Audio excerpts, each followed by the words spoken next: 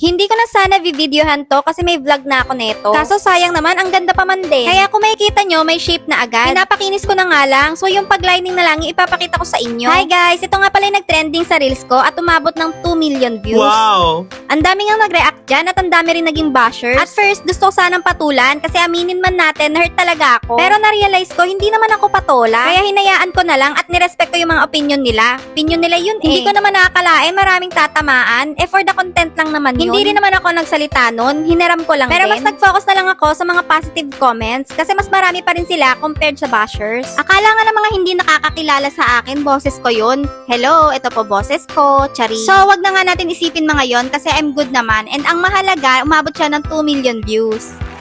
By the way, yung nasa background, yun yung nag-trending sa reels ko. Yun yung first gawa ko ng pig bento cake. And itong ginagawa ko ngayon ay pang second time Natutuwa nga ako kay ma'am kasi umorder siya sa atin kahit maraming nega-comment. Hello ma'am LV, thank you so much po sa tiwala. And nakaka-happy nga kasi sobrang nagustuhan ni ma'am yung gawa natin. At ito nga yung feedback niya. Ma'am, ang sarap po ng cake. Sa uulitin po, thank you so much. Tinalo nga din tayo ni ma'am sa Instagram. FYI, meron din Instagram si DJerlicious. Kung gusto nyo rin po kami i-follow sa IG, search nyo lang po DJerlicious. Meron din kami sa TikTok, DJerlicious. And sa YT naman, Home of Delicious. Shoutout pala sa ating new followers, Chris and Fernandez. I hope nagustuhan niyo yung video na to. Kung i-rate nyo 1 to 10, nakuha ko ba yung inspo? Thank you so much for watching. Babush!